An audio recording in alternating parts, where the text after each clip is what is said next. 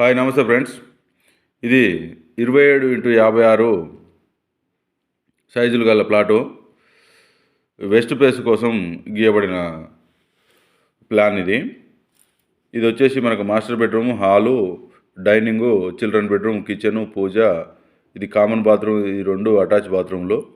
ఇది west face వచ్చే విధంగా గీయడం జరిగింది.